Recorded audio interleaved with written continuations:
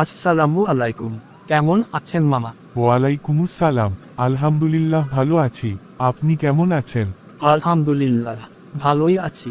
আপনাকে তো ঠিক চিনলাম না। কে আপনি? মামা, আমাকে আপনি চিনবেন না। মামা, এটা মাদ্রাসা না। এটা মাদ্রাসা। এখন পরিচয় দেন আপনি কে? পরিচয় দিচ্ছি। তার আগে বলেন, আপনি কি মাদ্রাসার সিকিউরিটি গার্ড এর দায়িত্বে আছেন? হোম, আমি এই দায়িত্বে আছি। আপনার সন্তানকে কি ভর্তি করাবেন এখানে?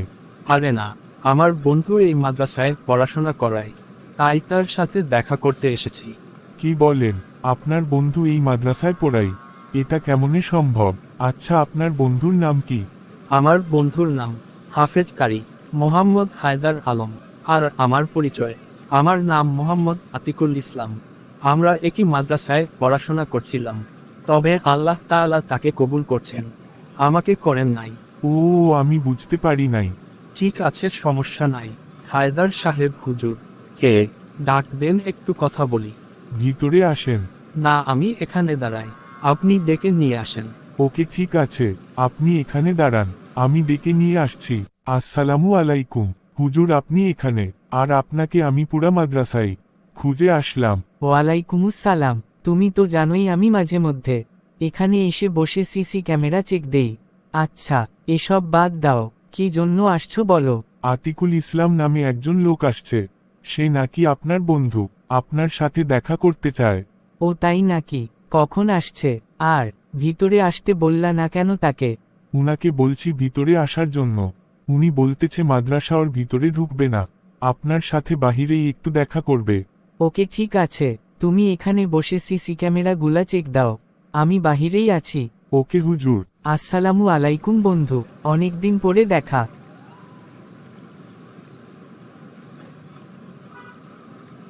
বন্ধু, এদিকে আসছিলাম, ভাবলাম যে তোমার সাথে একটু দেখা করে যাই।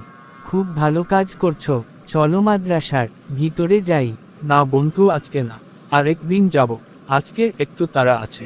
ওকে, তো বন্ধু তোমার দিনকাল কেমন কাটতেছে? আহারের বন্ধু, আর কইলেন না, দিনকালের কথা। দিনকাল খুব কষ্টে কাটতেছে। কেন যে পড়াশোনাটা ছাড়লাম।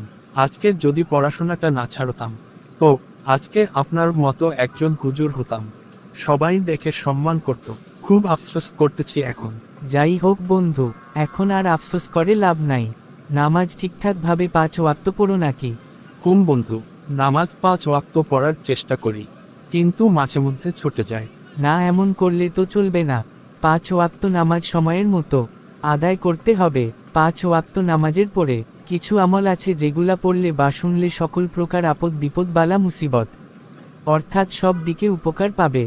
এখন আমি তোমাকে 5 ওয়াক্ত নামাজের পরে এই আমল এগুলা পড়বে।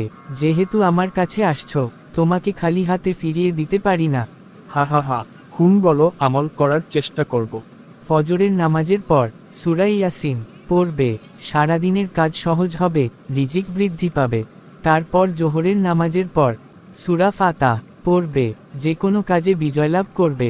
তারপর যে কোনো কাজে আল্লাহ তাআলার সাহায্য পাবে। আসরের নামাজের পর সূরা নাবা পড়বে, আখিরাতের সচেতনতা বা ভয় তোমার মধ্যে আসবে। মাগরিবের নামাজের পর সূরা ওয়াক্কিয়া পড়বে, রিজিকের বরকত পাবে, দারিদ্র্য থেকে মুক্তি পাবে। এশার নামাজের পর সূরা মুলক পড়বে, কবরের আযাব থেকে রক্ষা পাবে। এই আমলগুলা 5 ওয়াক্ত নামাজের পরে করবা, বুঝতে পারছো বন্ধু? বুঝতে পারছি, ইনশাল্লাহ আমল করার চেষ্টা করব। যেহেতু আমার বন্ধু বলছে না পড়লে হয়। ওকে, ঠিক আছে বন্ধু, তাহলে ভালো থাকো, আমাদের জন্য দোয়া কইরো। ফি আমানিল্লাহ, আমার জন্যও দোয়া করিও। ভালো থেকো বন্ধু, আসসালামু আলাইকুম।